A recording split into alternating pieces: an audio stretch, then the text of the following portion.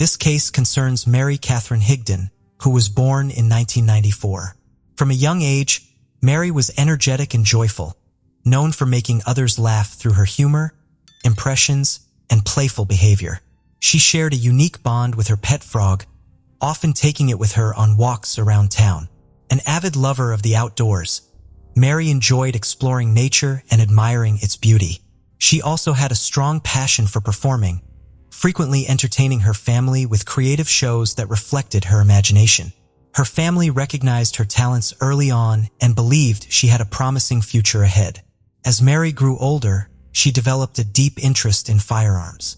She learned to handle them responsibly and gained respect for their power, eventually becoming a skilled marksman who continued to refine her abilities. During her high school years, Mary met her partner, Stephen Freeman, who would become the love of her life. Stephen was born on January 1st, 1995, in Griffin, Georgia, where he was raised alongside his parents and brother. He enjoyed a happy childhood in a close-knit family and was well-liked by friends who described him as easygoing, kind, and helpful. Like Mary, Stephen loved spending time outdoors and exploring nature. Stephen was especially close to his parents, sharing a particularly strong bond with his mother. When she returned to school and later graduated from college, Stephen wrote her a heartfelt letter expressing his pride and admiration. In it, he praised her dedication and perseverance, saying that he looked up to her every day and loved her beyond what words could express.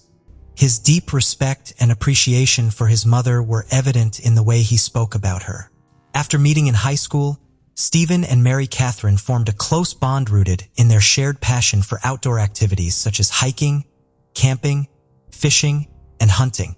Their mutual love of nature became the foundation of their strong relationship. Following their high school graduation, the couple took the next step by moving in together in Griffin, Georgia. Having a place of their own filled both Mary Catherine and Stephen with excitement. Stephen's mother warmly welcomed Mary Catherine into the family, treating her as a daughter. Each Sunday, the couple joined Stephen's parents for large family dinners, a cherished tradition that strengthened their relationships and firmly established Mary Catherine as part of the family. Stephen's friends were initially cautious about his relationship with Mary Catherine, but as they came to know her, they began to recognize the positive impact she had on his life. They noticed how happy she made him and admired her enthusiasm for outdoor activities. Stephen and Mary Catherine worked in different fields. Stephen was employed as a metal worker, specializing in roof repairs, while Mary Catherine held 2 part-time jobs. She worked as a teacher's assistant at St. George's Episcopal School, a preschool in Milner, Georgia, and also worked at a sporting goods store selling firearms. Notably, one of Stephen's close friends, Thomas Skinner, was also Mary Catherine's co-worker at the sporting goods store. Mary Catherine learned about basic gun safety while working at the sporting goods store, which taught her how to properly hold, load, and shoot a gun. Similarly, Stephen was enthusiastic about firearms and owned several shotguns and rifles that he used for hunting and target practice. He also kept a Glock 42 handgun at home for self-protection.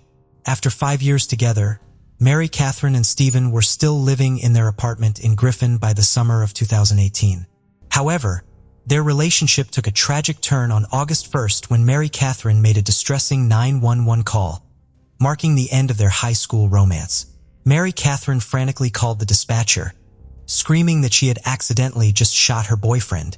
The police quickly responded to the emergency call and arrived at the apartment shared by Mary Catherine and Stephen. They found Mary Catherine in a state of panic, crying and hyperventilating as she knelt beside Stephen's motionless body. She repeatedly wailed that she could not lose him, her voice filled with anguish and desperation. As the police carefully moved Mary Catherine away from Stephen, they were able to assess his condition. They discovered that he had been shot in the chest, but miraculously he was still alive. The police immediately called for an ambulance to rush Stephen to the nearest hospital. At the emergency room, a team of skilled doctors worked to save Stephen's life. Despite their best efforts, his condition continued to worsen. Unfortunately, the severity of his injury ultimately proved fatal, and Stephen succumbed to his wounds. After Stephen was taken to the hospital, Mary Catherine accompanied the police to the station for a formal interview.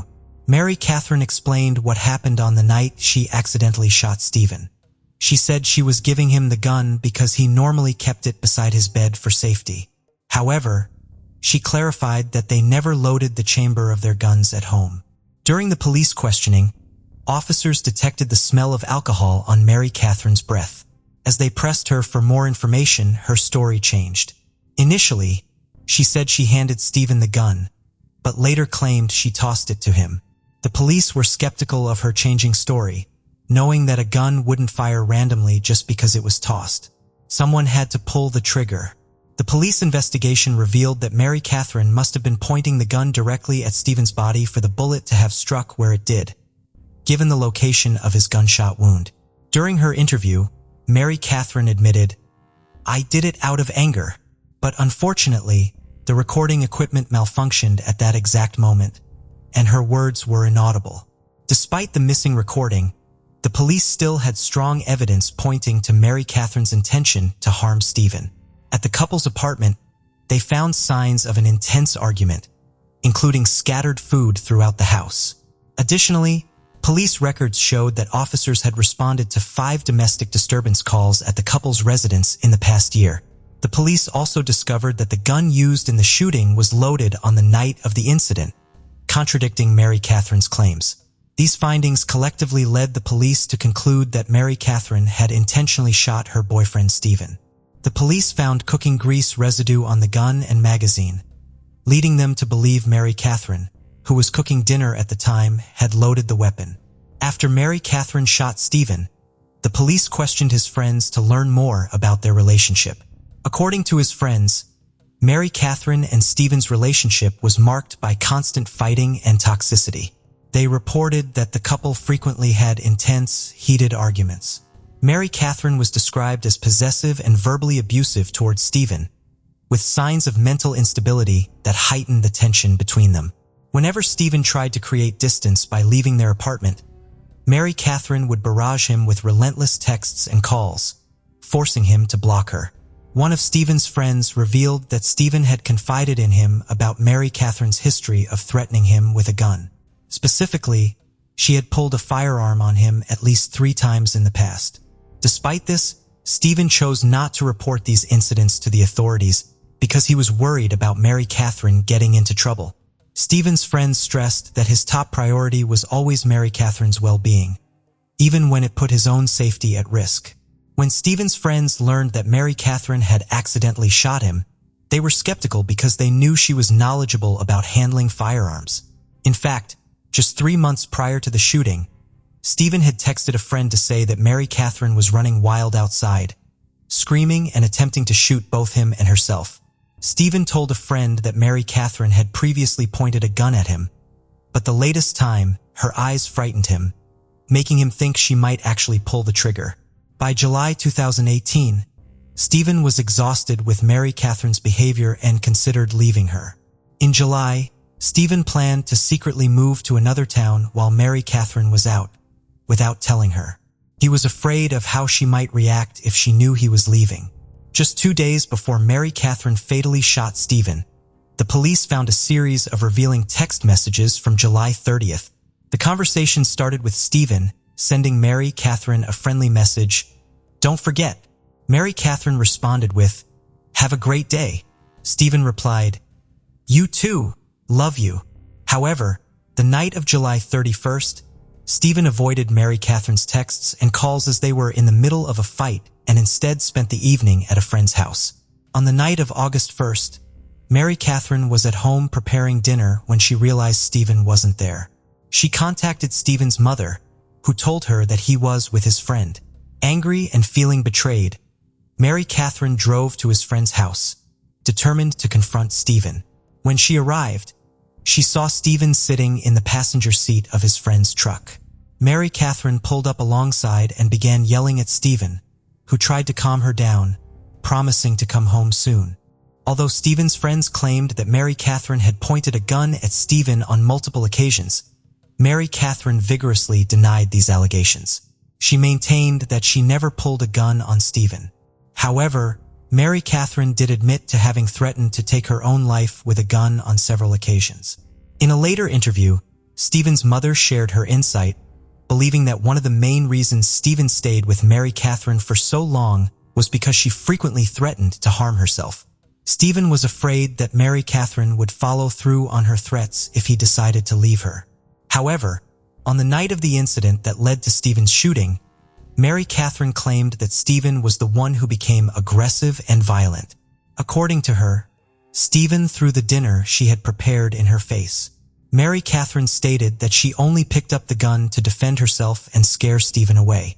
She wanted him to leave the apartment, but Stephen allegedly lunged at her, which frightened her.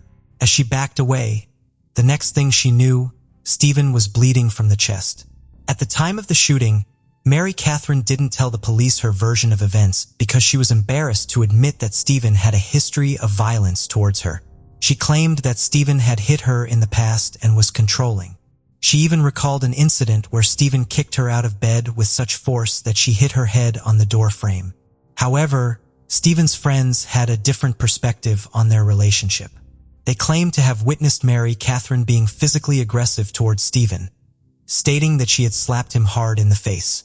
Mary Catherine's sister contradicted her account of their relationship, revealing that she had seen bruises on Mary Catherine's arm 2 weeks before Stephen was killed. When questioned, Mary Catherine confided in her sister that Stephen had grabbed her, causing the injuries. After investigating Stephen's death as a murder, the authorities charged Mary Catherine with murder, aggravated assault, and firearm possession during a felony. The prosecution offered her a plea deal, proposing a life sentence with possible parole if she pleaded guilty. However, Mary Catherine declined the offer, opting to stand trial and assert her innocence. At the trial, Mary Catherine maintained that she shot Stephen in self-defense, denying the charges against her. The trial, which began on June 17, 2019, nearly a year after Stephen's death, exposed the tumultuous relationship between Mary Catherine and Stephen. Mary Catherine's lawyers argued that she acted out of genuine fear, citing Stephen's history of violence and abuse. Mary Catherine testified that she was the victim of Stephen's controlling, manipulative, and dangerous behavior, which included physical, mental, emotional, verbal, and sexual abuse. She described being hit, humiliated, and degraded by Stephen on multiple occasions, and shared specific incidents where he smacked her around and verbally abused her. Mary Catherine explained that Stephen's constant threats and abuse left her feeling trapped, fearful for her life, and constantly walking on eggshells to avoid triggering his anger. She presented evidence in the form of text messages, including one where Stephen threatened to punish her, which she said meant he would physically harm her. Another text message showed Stephen's explicit threat to hit her back twice as hard if she defended herself. Mary Catherine's defense team also presented messages that supported her allegations of sexual assault, including a text where Stephen mentioned his red room, which she described as a place where they engaged in violent and aggressive intercourse. Mary Catherine testified that Stephen sexually assaulted her on 2 occasions, including one after they returned from a vacation to Disney World, where he allegedly ignored her pleas to stop and intensified his efforts instead. The defense presented over 60 pages of text messages from Stephen, which showcased his pattern of verbal assaults and threatening behavior towards Mary Catherine. These messages included disturbing images and captions, such as one showing Stephen holding a dead fish, accompanied by the caption, "This is you." Another message showed Stephen's violent threats towards Mary Catherine after she cheated on him, where he wrote, "I'm going to wreck you for wrecking me." The defense also alleged that Stephen's drug and alcohol addiction contributed to his violent outbursts. Mary Catherine maintained that she was the one who ended the relationship, not Stephen, and that her actions on the night she shot him were a result of her desperation to escape the abuse. Mary Catherine claimed that Stephen had reacted violently to some news and had threatened to attack her, causing her to defend herself by grabbing a gun. She said the last thing she had told him before shooting was to get out of her house. However, Stephen's friends and family disputed Mary Catherine's allegations, describing Stephen as a friendly and caring person. Stephen's mother said she was unaware of any threatening messages her son had sent Mary Catherine and did not condone such behavior. Although she acknowledged that Stephen may have said some angry things, she believed he did not mean them. In court, the prosecution questioned Mary Catherine about her story, pointing out that she had never reported any alleged abuse by Stephen. They also presented evidence that Mary Catherine had searched for violent and explicit content online just hours before the shooting, which she claimed was to find ways to make Stephen happy.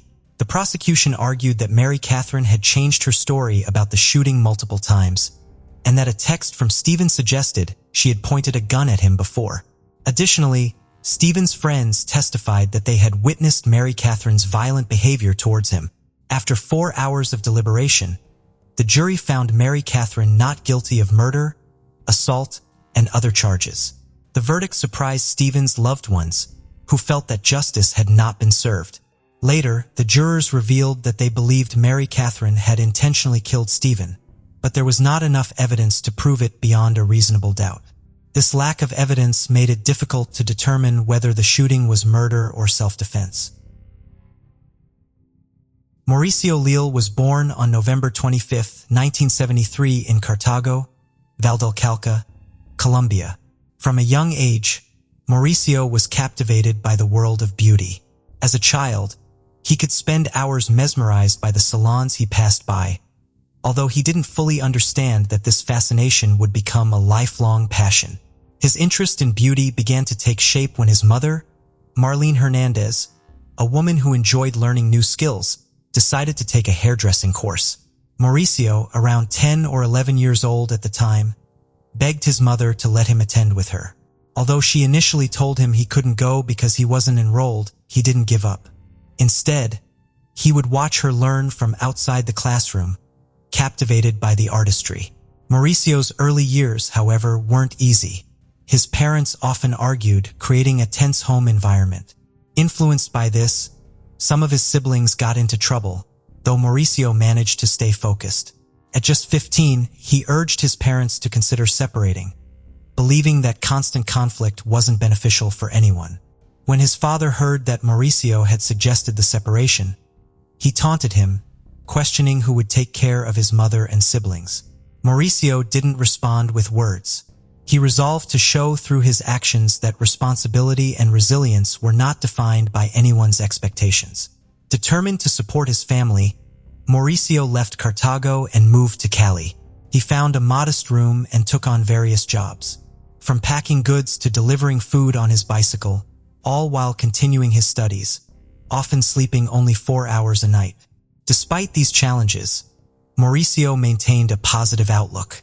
One day, in a conversation with a woman at his aunt's church, he shared his passion for hairdressing but explained that financial responsibilities kept him from pursuing it fully.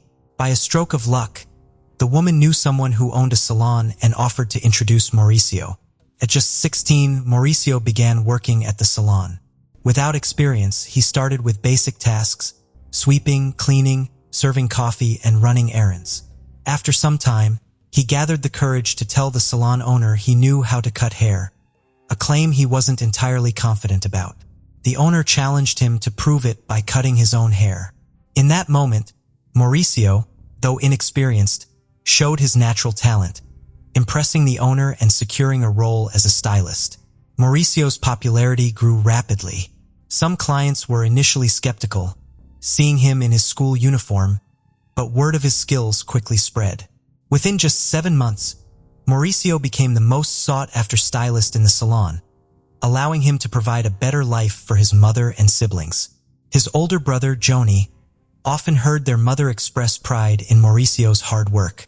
By 1995, at 22, Mauricio was well regarded in Cali, known not only for his haircuts, but also for his high-level makeup skills. Long waits to see him became common. Tired of not receiving the credit and pay he deserved, he decided to open his own salon, naming it Mauricio Leal. Though he faced challenges with expenses, starting with just a plastic chair and a borrowed mirror, clients filled his new salon within a weekend.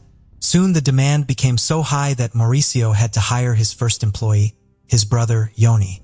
He taught Yoni the skills and hard work required in the trade, marking the beginning of Mauricio's career as both a stylist and a business owner, all while building a legacy that would carry his name forward in the beauty industry.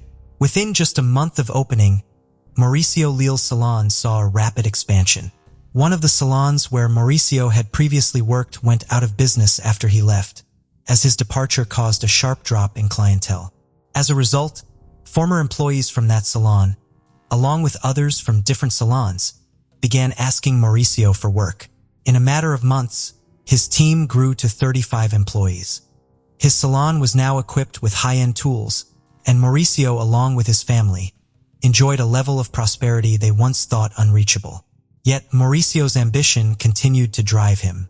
Feeling that Cali was becoming too small for his aspirations, he packed his belongings and headed to Bogotá, Colombia's economic powerhouse, determined to establish himself as one of the country's top stylists. In Bogotá, Mauricio humbly started by working in a friend's salon, and he quickly gained recognition. Several of his former clients from Cali, now professional models and TV presenters, chose him over other stylists in the capital. Within 3 months, Mauricio opened his second salon, this time in one of Bogotá's prime areas, further solidifying his growing reputation. Despite his fame and success, Mauricio never forgot his roots or his family. His mother, Marlene, was his pride and joy, and he treated her to a lifestyle of luxury, complete with vacations, yacht trips, and champagne toasts. However, Mauricio's success cast a contrasting shadow over his siblings. His half-brother, Carlos Andres, sadly, was serving a sentence in a maximum security prison for a serious crime. Meanwhile, his older brother, Yoni, had also opened a salon, thanks to Mauricio's guidance. Although Yoni managed to establish his business, he never achieved the same level of success as Mauricio, leading to resentment.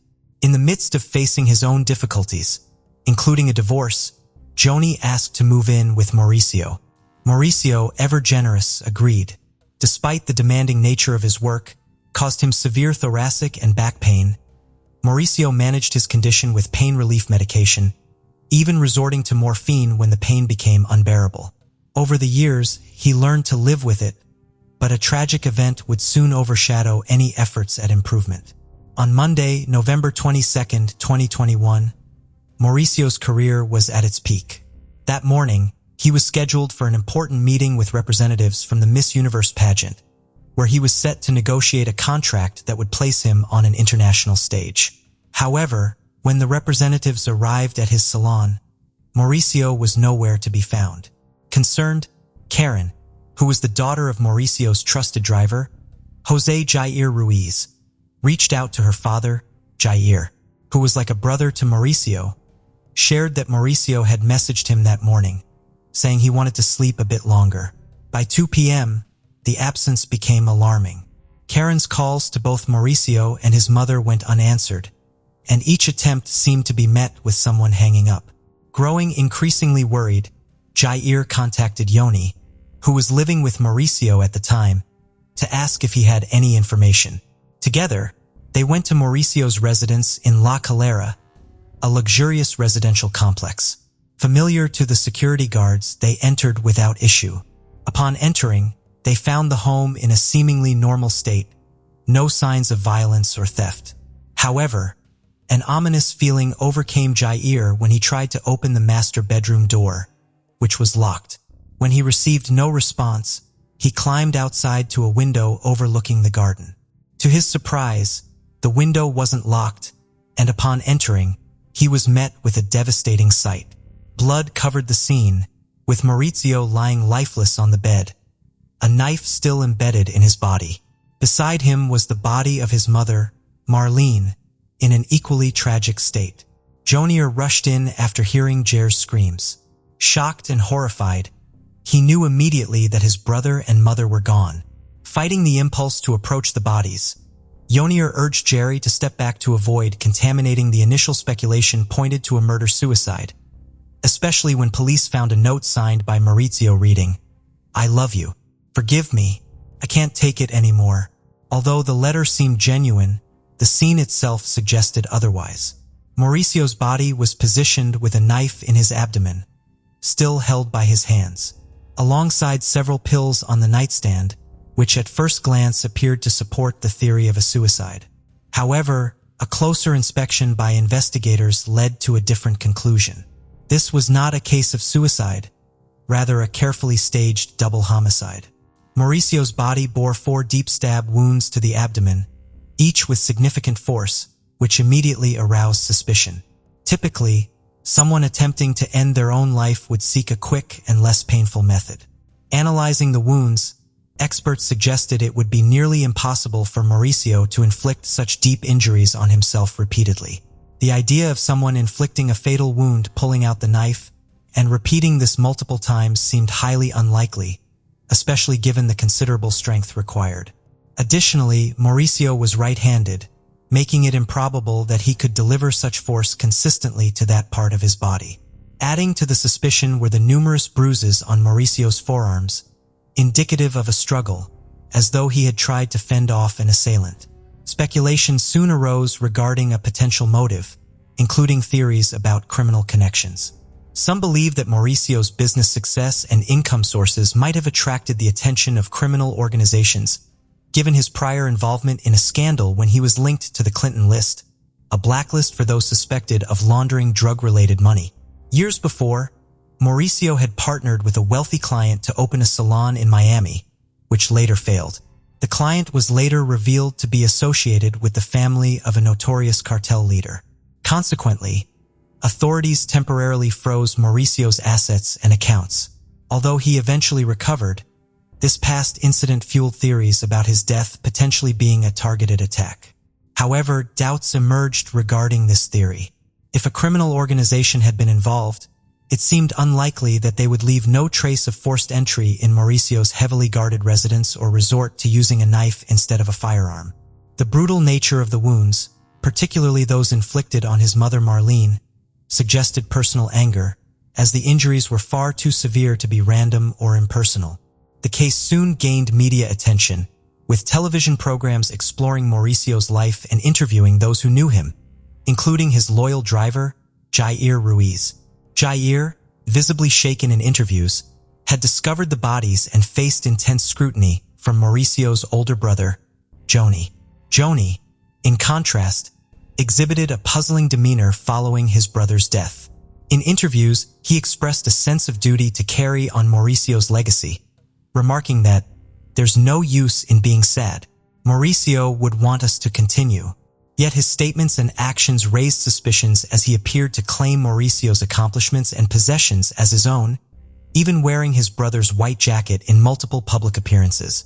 In one interview, Jonier inadvertently referred to Jair as "my driver," catching himself with an awkward correction to clarify Jair had actually been his brother's driver. As time went on, public opinion diverged. Some saw Joni as innocent while others believed his calculated statements were rehearsed. The police were initially criticized for their perceived slowness. But on January 15, 2022, Joni was arrested in Bogota on charges of double homicide. He was carrying a large sum of cash at the time, suggesting he might have planned to flee or use his newfound inheritance for a lavish lifestyle. The arrest stunned the nation, but even more shocking was Jonier's eventual confession at the Attorney General's office. In court, Jonier delivered a carefully worded statement. "I have made a very personal and important decision freely and voluntarily to accept the charges through an agreement with the prosecutor's office. I extend my sincerest apologies to my family, my children, the victims, and all of Colombia for these events." His admission, however, was laden with euphemisms, referring to Mauricio and Marlene only as the victims and distancing himself from any emotional connection. For many, Jonier's lack of empathy explained why he had never achieved Mauricio's level of success. Unlike his brother, he lacked Mauricio's humanity and kindness. The confession seemed to conclude the case, but a sudden twist reopened the investigation. Under Colombian law, a guilty verdict does not guarantee a severe sentence, with potential outcomes ranging from a life sentence to a mere year in prison or even a fine. In Jonier's case, his initial trial declared him innocent, only for a subsequent trial to find him guilty. As the legal process unfolded, the public awaited the final sentence, knowing that in Colombia, the outcome could mean either justice served or an unexpected release. On April 22, 2022, in a courtroom appearance, Joni made a surprising statement. "Today, I feel clearer and more aware. With this newfound clarity, I can firmly say I acted under pressure, and yesterday I made the decision, which I shared with my family, to renounce this prejudice. I've said it before and will say it again freely and sincerely.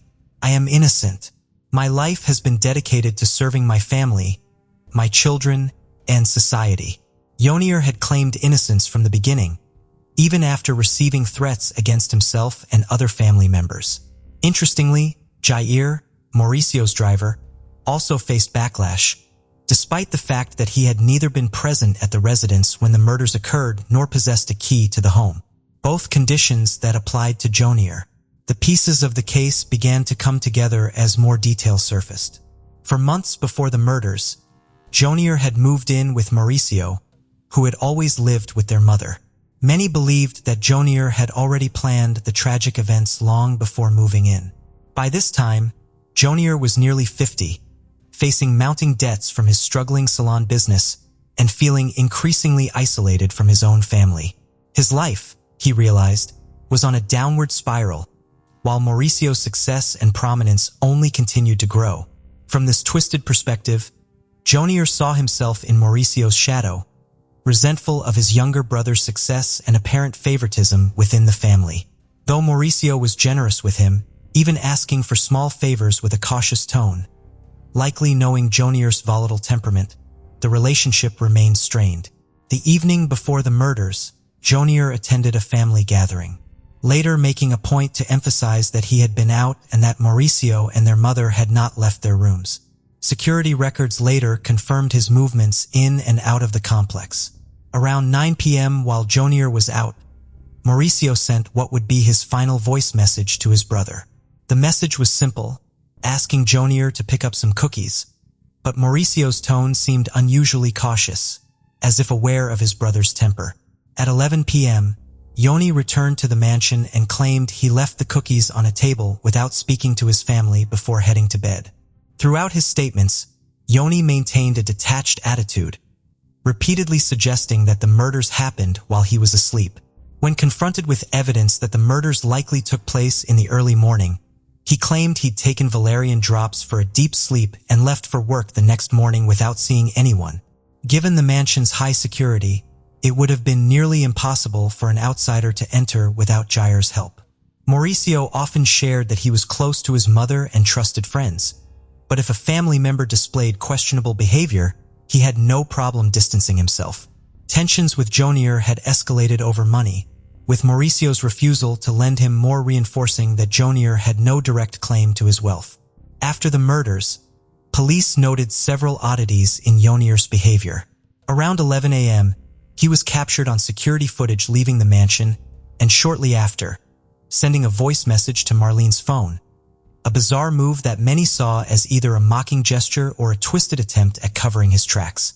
He even sent out goodbye messages to Mauricio's contacts, pretending to be his brother, a revelation that further unsettled investigators. Security footage from the residential complex confirmed that Yoni was in the mansion from 11 p.m. until 11 a.m. the following day, which coincides with the estimated time frame of the murders. A neighbor reported hearing Marlene shout that night, "Yoni, enough, I'm tired of this." To which Yoni allegedly responded, "Mom, always with the same thing." It's believed that shortly after this confrontation, Yoni attacked his mother first. The fact that the murders were committed with kitchen knives from the home further suggested that the culprit was someone who lived there. Highly unlikely to be a hitman, as professionals don't typically arrive unarmed and rely on improvised weapons. Curiously, Marlene sustained far more injuries than Mauricio, particularly in her abdomen, leading some to speculate that Yonir harbored deep resentment toward his mother. These wounds were possibly symbolic, a way for him to express anger over being brought into a world where he felt unloved. Despite planning the attack meticulously, Yonir's choice of a knife suggested a desire to carry out his revenge personally, wanting to feel every moment of control and anger firsthand. An analysis of Mauricio's body revealed high levels of clonazepam in his system, a sedative that can cause drowsiness and confusion, raising the possibility that Yonir had administered a significant dose to incapacitate him. Though Mauricio didn't reach a comatose state, the drug likely left him severely disoriented. Additionally, investigators discovered a pre-written suicide note suggesting that Yoni had intended to frame Mauricio from the start. Yoni reportedly forced Mauricio to sign the note, which was left at the crime scene. After committing the murders, Yoni, using gloves to avoid leaving fingerprints, staged the scene to make it appear as a suicide. The housekeeper, upon arrival to help with the investigation, noticed that cleaning supplies were not in their usual place, and there were traces of blood on the stairs, suggesting that Yoni hadn't managed a thorough cleanup. At 11 a.m., Yoni was captured on camera leaving the mansion. Mauricio's driver, Jair, received an unusual message that morning, purportedly from Mauricio, instructing him not to send the housekeeper because he wanted to sleep. The message seemed suspicious because Mauricio habitually ended messages with "baby," especially with trusted friends like Jair. Additionally, several of Mauricio's contacts received voice messages that sounded like a farewell. Investigators later confirmed these recordings were actually made by Yoni impersonating his brother. The final question remained: how long would Jair face in prison? Officially, he could be sentenced to up to 50 years, though experts believed he might receive closer to 30, with some speculating a potential reduction to 15 years due to his claims of coercion. Further leniency could come from good behavior, potentially cutting his sentence even shorter. Despite common delays in such cases, Jair's lawyer faced criticism for excessive stalling, even receiving threats for the audacious postponements. Throughout this process, Jair showed little remorse. Many speculated that his only regret was not executing the plan more effectively to avoid capture. His resentment toward Mauricio stemmed from feeling overshadowed, as he had often relied on the reputation of being Mauricio Leal's brother to attract clients, yet struggled with debts as his own salon never thrived. After Mauricio's death, the question arose, what would happen to his estate? His assets, valued at over $1 million, officially passed to his half-brother, Carlos Andres Garcia, who remains in prison with a release date estimated around 2030. Without a direct heir capable of managing his business empire, Mauricio's salons were closed. The case has captivated the nation, sparking countless theories and speculation. With each new revelation from lawyer Elmer Montaña, the complexity and murkiness of unraveling the truth become ever clearer. A recently uncovered video found on Mauricio Leal's phone has sent shockwaves across the country. In the clip, Mauricio appears distressed, seemingly forced to take the blame for his mother's murder as her lifeless body lies beside him. This shocking evidence surfaced long after the crime, which originally took place in November 2021. Shedding new light on a story that only seems to grow darker as more details emerge. The case of Antonia Barra. Antonia Barra was born on December 3, 1999, in Temuco, Chile, to a wealthy family. She was the youngest of 5 children, with 2 older brothers, Sebastian and Ignacio, and 2 sisters, Catalina and Carla. Antonia was particularly close to Catalina, whom she considered her best friend and confidant. Her parents valued education and encouraged their children to pursue their interests, including sports and music. As the youngest child, Antonia was especially loved and spoiled by her parents. Despite this, she was a diligent student and dreamed of studying tourism and traveling the world. At the age of 15, Antonia met Martin Pradines on social media in 2015. Martin was 8 years older than Antonia and lived in the same city. He was divorced and had a child from a previous marriage.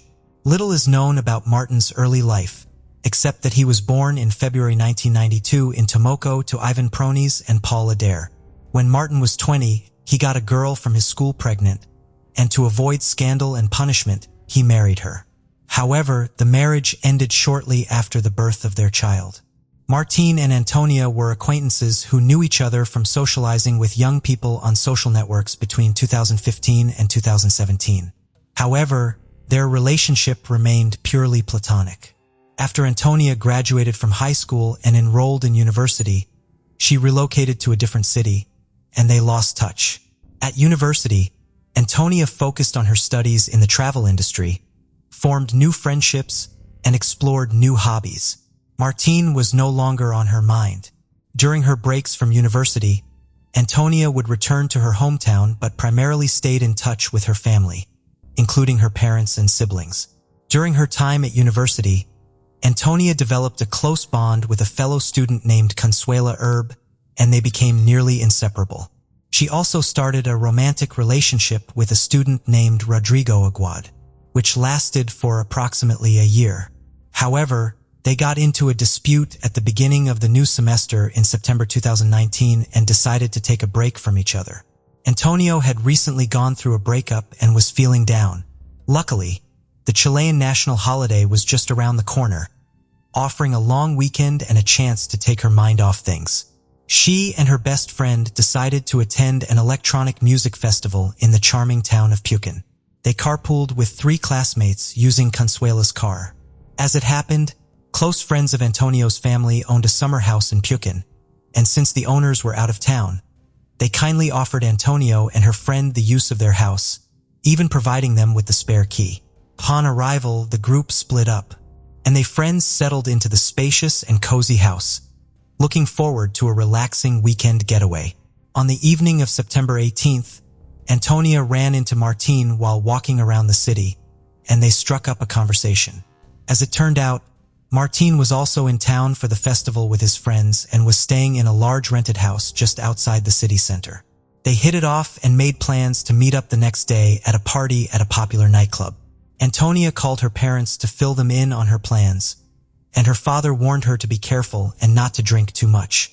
Antonia laughed it off and promised to be responsible. The next day, Antonia and her friends spent hours getting ready for the party, choosing outfits and doing their makeup. Before heading out, they shared a bottle of wine and then took a taxi to the club. When they arrived, they ordered a bottle of champagne at the bar and drank it together before hitting the dance floor. It was after midnight when Martin and his friends arrived at the club. Antonia was already quite drunk by then, but she continued to drink and dance with Martin. According to her friend, Consuela, Antonia was advised to slow down, but she didn't listen.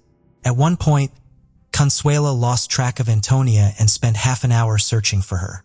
When she finally found her, Antonia was in another room with Martín, barely able to stand due to her intoxication. Consuela saw her classmate Benjamin Morales at the club and asked for his help in getting her friend Antonia home. However, Antonia refused to leave, saying the night was still young. A short while later, she started to feel unwell, and her friends took her outside for some fresh air. After she felt a bit better, she returned to the club. Consuela went to Antonia later that night and told her that she was exhausted and ready to head home. However, Antonia declined, wanting to stay and continue having fun. Consuela then left the club, giving up on convincing Antonia to leave with her. She took a taxi home and went straight to bed. Benjamin saw Martín escorting Antonia out of the club, holding her because she was swaying from side to side. According to Benjamin, Antonia was too drunk to fight back, and Martín took advantage of her state. They waited near the entrance for a while, allowing Antonia to recover a bit. Soon, Martín's friends arrived and suggested they continue partying at their rented house. The company ordered a taxi, but Martín and Antonia decided to walk, as she was unwell and disoriented. Surveillance cameras captured their walk, showing the man supporting a drunk student who was trying to break free from his grasp. Along the way, they stopped at a 24-hour supermarket, where Martín purchased beer. Inside the empty store, Martín attempted to kiss she, but she pushed him away and turned her back on him. It was clear she was uncomfortable, but her intoxication left her unable to resist or escape. Martín, being stronger, continued to lead Antonia, and they eventually arrived at the rented house around 8 a.m. The people in the living room saw that she was upset, but she was too drunk to clearly communicate her distress. Despite Antonia's obvious unease, Martín continued to hug and try to kiss her. The other friends, also heavily intoxicated, failed to intervene. Eventually, they retreated to a bedroom, where the man assaulted she while she was in a dazed state. Antonia was confused and disoriented as Martín ignored her attempts to resist and stop him. After the incident, he rejoined his friends in the living room and continued the party, leaving Antonia alone in the bedroom. Later, around 9 a.m., she managed to call Benjamin, but her speech was slurred and she was crying uncontrollably, making it hard for him to understand her. She was unable to explain what had happened or where she was. Benjamin became concerned and called Consuela, telling her that Antonia was in trouble and needed help. Antonia then called Consuela herself, struggling to communicate, and eventually found out her location, prompting Consuela to go to her aid. When Consuela met Martin at the doorstep, she asked him what had happened, but he just smiled and claimed that everything was consensual. However, when Consuela found her friend, Antonia, in one of the rooms, she was shocked by her condition. Antonia was crying and begged to be taken away from the place as soon as possible. They left shortly after and went home, where Antonia immediately took a shower. Despite her friend's advice to preserve the evidence and report the incident to the police, Antonia insisted that no one should ever find out what had happened. She tried to act normally when she spoke to her parents later that day, hiding her true emotions. The next morning, Antonia and her friends returned to the student dormitory. In the aftermath, Antonia struggled to cope with the trauma. She tried to forget the nightmare and resume her normal life, attending classes and socializing with friends. However, only Consuela noticed that Antonia was not okay. As time passed, Antonia's mental state deteriorated, and she gradually fell into a deep depression. Antonia was traumatized and didn't want to talk to anyone about what had happened to her. She refused to file a police report, fearing that it would only spread the news and make things worse.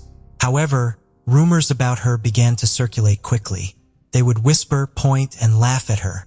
One of her classmates even had the audacity to ask her about the rumors in front of everyone. However, what sent Antonia over the edge was a phone call from Rodrigo, her ex-boyfriend, with whom she still had strong feelings and had been holding on to the hope of rekindling their relationship. During the call, Rodrigo repeated all the rumors he had heard and told Antonia that he never wanted to see her again. Antonia broke down in tears, trying to defend herself and explain that the rumors were not true. But Rodrigo was unforgiving, using derogatory language to describe her and calling her promiscuous before hanging up. This conversation was devastating for Antonia, and she couldn't cope with the emotional pain. On Saturday, October 12, 2019, Antonia went to her parents' house, seeking comfort and solace with her family. Concern for Antonia's well-being grew as her relatives noticed a deep sadness in her eyes, despite her claims that everything was okay. Later that evening, she posted old childhood photos on social media, accompanied by a distressing message. The following day, after dinner with her family, Antonia retreated to her room on the 3rd floor. Her sister Catalina checked on her about an hour later, but Antonia asked to be left alone, saying she wanted to sleep. Catalina granted her wish, turned off the light, and bid her a loving goodbye before leaving the room. 2 hours passed before their mother, Marcela, came to Antonia's room to announce that dinner was ready. After knocking on the door with no response, Marcela entered the room and initially thought Antonia was asleep. However, upon touching her hand, she was met with an unsettling stillness. Devastated, Marcela screamed for help and the rest of the household rushed to the room. In a state of panic, they called for emergency services while attempting to revive Antonia on their own before medical professionals arrived. Antonia's situation had become hopeless, and she tragically took her own life by overdosing on sleeping pills. The investigation into her death and the first attempts to hold the perpetrator accountable began. The news shocked her family and friends, as many were unaware of the severe emotional distress Antonia had been experiencing. As Antonia's parents sought to understand what had happened to their daughter, they spoke with her friends and classmates. They were shocked by the rumors and gossip that had been circulating about Antonia. Consuela, in particular, shared everything she knew, but the parents felt that more needed to be done. They hired a top private detective to help reconstruct the events leading up to Antonia's death and gather evidence to bring the person responsible to justice. Alejandro, determined to seek justice for his daughter, used his connections to organize a press conference. In front of dozens of cameras, he shared the devastating truth. His daughter had been the victim of forced bullying, which she had been unable to survive. The person responsible, he emphasized, remained at large. The detective reconstructed the timeline of events from that fateful night and gathered statements from several key witnesses, including Consuela, Benjamin, and a few other university students who were willing to testify in court. With all the evidence collected, the Antonia family petitioned the court to arrest and prosecute Martin for his actions. However, the police determined that the evidence presented was insufficient to warrant taking him into custody. Martin claimed that everything that happened was consensual, although he admitted that both parties were intoxicated. Furthermore, the victim did not report the incident to the police. As a result, remained free, and he and his family subsequently filed a lawsuit against the Antonia family, accusing them of defamation, harassment, and the unauthorized disclosure of their personal information. According to the Martin family, Antonia's relatives had slandered their son and brother, Martin. In response, the Martin family decided to hold a press conference to defend themselves publicly. They argued that Martin's reputation had been harmed without justification and presented themselves as the ones who had been wronged. The Martin family also accused Antonia of sharing their personal contact information, including their home address, phone numbers, and social media handles.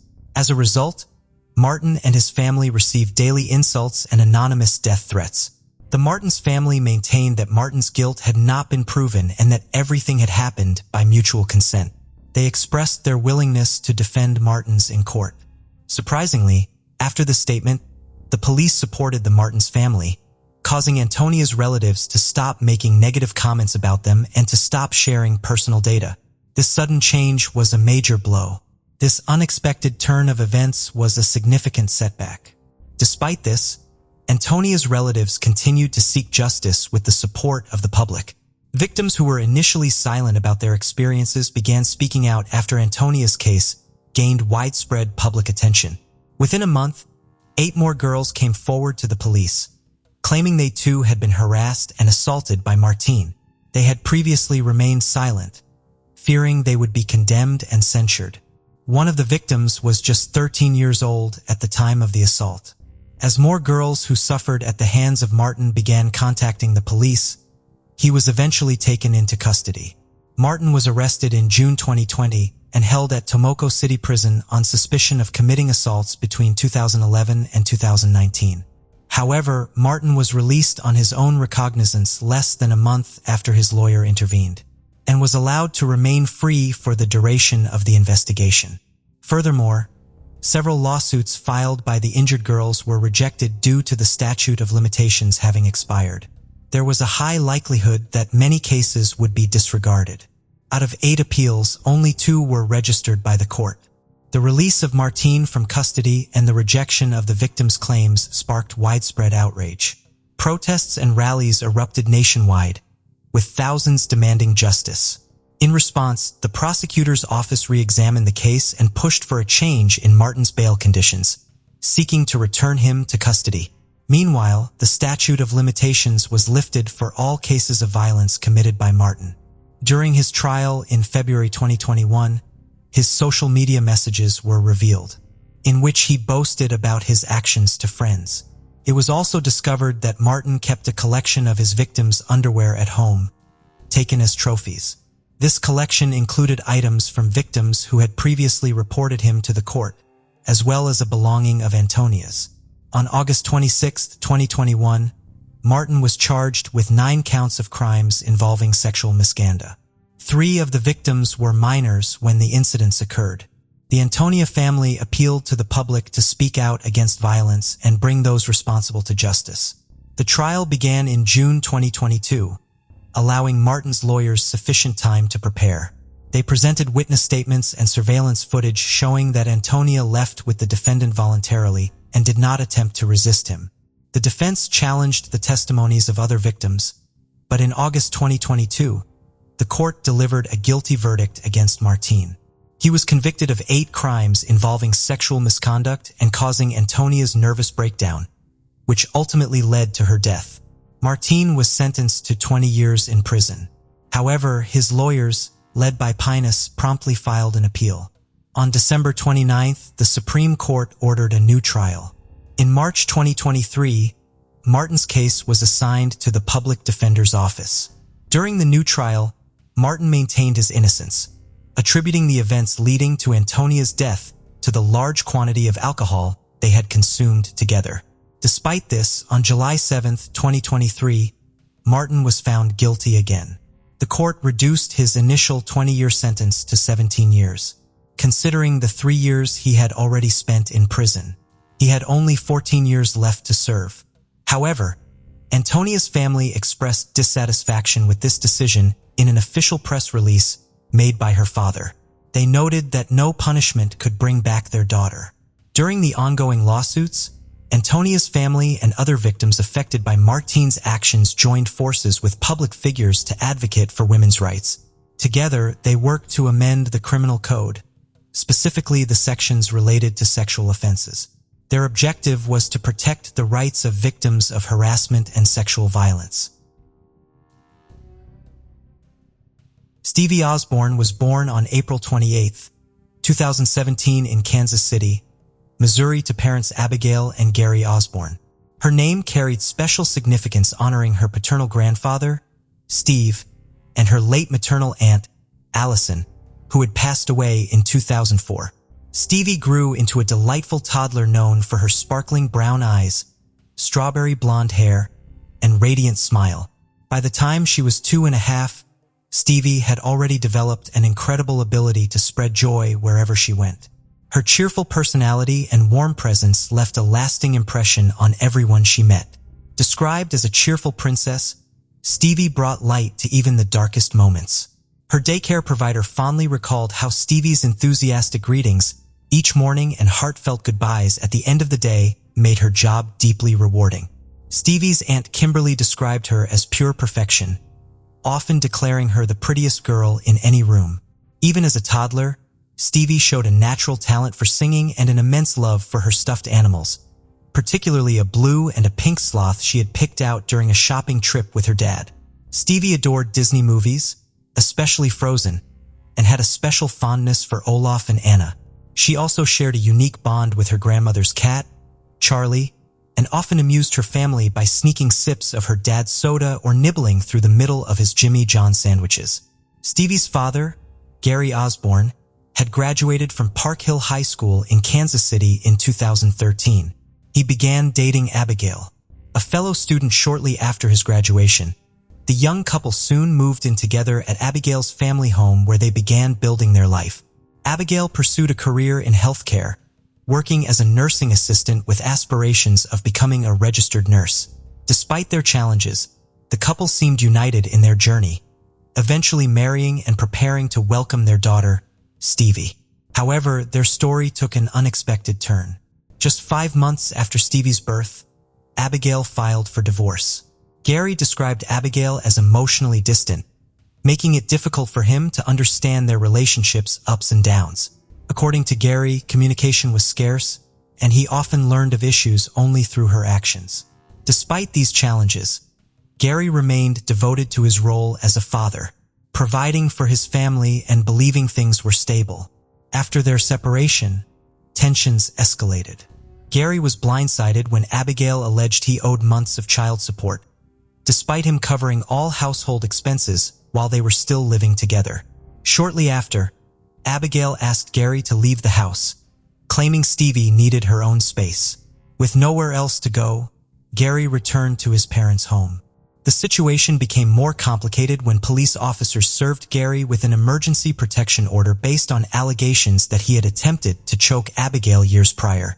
The divorce hearing concluded swiftly with the protection order against Gary dismissed due to insufficient evidence. However, the ruling came at a significant cost. Gary was barred from seeing his daughter Stevie for over 3 months, missing her first Thanksgiving, Christmas, and New Year celebrations. Finally, in January 2018, the court granted joint custody, though Abigail retained primary residence. Gary was allocated visitation every other weekend and 1 overnight each week, in addition to being ordered to pay $700 per month in child support. Meanwhile, Abigail had remarried a man named Corey. Though their interactions were limited, Gary acknowledged that Corey seemed more stable than others Abigail had been involved with. However, that marriage also ended in divorce. By early 2019, Abigail found love again. She reconnected with Joseph, a former classmate of both hers and Gary's. Originally from Seoul, South Korea, Joseph and Abigail's relationship quickly grew serious, leading them to move in together. December 19, 2019 started like any other day for Stevie and her dad. The toddler was brimming with excitement over an upcoming family Christmas party where she would visit her great-grandmother, Virginia. Gary had no way of knowing that when he dropped her off, it would be the last time he would kiss his daughter goodbye. According to reports, on the night of December 21, 2019, Abigail, who was working as a critical care nurse at St. Luke's Hospital in Kansas City, received a text from Joseph. He told her that Stevie was unwell and vomiting. When Abigail returned home at around 2 a.m. on December 22nd, she found Stevie, as Joseph had described, sick and lethargic. Joseph claimed that Stevie had tripped over the family dog and hit her head on the tile floor, resulting in a visible bruise on her forehead. Later that day, attended the family Christmas party, but her condition caused concern among relatives. Her great-grandmother shared photos from the gathering, showing Stevie sitting on Abigail's lap in pajamas, her face noticeably pale, with visible bruises on her forehead. Despite working in critical care, Abigail failed to seek medical attention for Stevie. Family members who attended the party observed Stevie vomiting repeatedly and noted multiple bruises around her forehead and ears. Disturbingly, Joseph insisted on being the only one to change Stevie's clothes after each bout of sickness, refusing to let anyone else help her. On December 23rd, while Abigail was at work, Joseph called to inform her that Stevie had fallen out of bed and was unresponsive. Abigail instructed him to call 911, which he eventually did. Emergency responders arrived at the Wild Oak apartment complex and found Stevie in a dire state. She was covered in bruises and unresponsive. Paramedics rushed her to Liberty Hospital, where she arrived in cardiac arrest. At the same time, Gary was at work when he received the call every parent dreads. He raced to the hospital, covering the 30-minute distance in just 15 minutes as Abigail's increasingly frantic updates hinted at the severity of the situation. In one call, she told him, "I don't know what's going on. I think she's dead." Upon arriving, Gary's desperation to see Stevie led to a misunderstanding with hospital staff, who initially barred him access and involved law enforcement. Once police confirmed his timeline and intent, it became clear that Gary was simply a distraught father. Stevie's injuries were catastrophic. Doctors at Liberty Hospital identified skull fractures, severe brain trauma, and abdominal injuries. Emergency surgery was deemed necessary, and she was transferred to Children's Mercy Hospital for advanced care. Tragically, medical assessments revealed that Stevie had been deprived of oxygen for over 20 minutes, leaving her in critical condition. The bright, joyful toddler who had once lit up every room now faced unimaginable odds. The attending neurosurgeon delivered a devastating assessment to Gary and Abigail, stating that Stevie's injuries were almost certainly not accidental. The severity of the trauma pointed to intentional harm inflicted by someone else. Due to the troubling nature of her condition, medical staff at both hospitals filed reports with the Missouri Department of Social Services Children's Division, initiating an investigation into the circumstances surrounding Stevie Osborne's care. During questioning, Gary maintained that Stevie appeared healthy and free of bruises or marks when he dropped her off the night before. Family members who attended the Christmas party, however, shared their growing concern for Stevie's well-being. They reported that she appeared lethargic, with visible bruises and persistent vomiting throughout the event. Despite their inquiries, Abigail dismissed these signs as typical childhood clumsiness and a mild illness. The Children's Division spoke with Abigail, who recounted the text messages she had received from Joseph regarding Stevie's condition. She admitted to seeing Stevie unwell when she returned home at 2 a.m., yet she failed to seek medical attention, a glaring oversight for someone trained as a critical care nurse. When asked why he had been the only one changing Stevie's clothes at the party, Joseph claimed it was his way of taking responsibility for her care. However, he later admitted to an argument with Abigail after the party, which escalated into physical violence. Abigail confronted Joseph about Stevie's bruises, which led to a heated altercation. According to Abigail, Joseph pulled her hair and threw her onto the bed while she was holding Stevie. Although she considered calling the police, they ultimately decided Joseph would move out in the following days. Joseph admitted to the physical confrontation, describing it as an accident he never intended to escalate. He also attempted to shift suspicion onto Stevie's paternal grandfather, alleging that the bruises on Stevie's abdomen might have been caused by him. However, no clear reasoning or evidence supported this claim. As Stevie lay in the hospital, Gary visited her bedside, holding on to hope. He kissed his daughter and reassured her that she would be okay, clinging to the belief that this ordeal might result in him gaining sole custody of Stevie. Despite the heartbreak, Gary tried to see a glimmer of positivity amid the chaos, imagining a future where Stevie would never have to return to Abigail's home. While doctors prepared for surgery, they delivered devastating news to Gary. Stevie had suffered such severe trauma that her brain was no longer communicating with her body. Her pupils showed no reaction to light, a key indicator of brain death. Despite this grim prognosis, the doctors planned a last-ditch effort to save her life through an invasive procedure called a craniotomy, where a portion of the skull would be removed to relieve pressure and allow access to her brain. Stevie, only 2 years old, was facing a surgery no child should ever have to endure. Gary watched helplessly as his little girl fought for her life, praying for a miracle that would bring her back to him. After Stevie was taken in for surgery, Gary and Abigail were escorted to a private room where they were met by a hospital chaplain and the surgeon. The somber expression on their faces said it all. The surgeon broke the devastating news. Stevie wouldn't be coming home. During the delicate procedure, her condition had worsened and she went into cardiac arrest.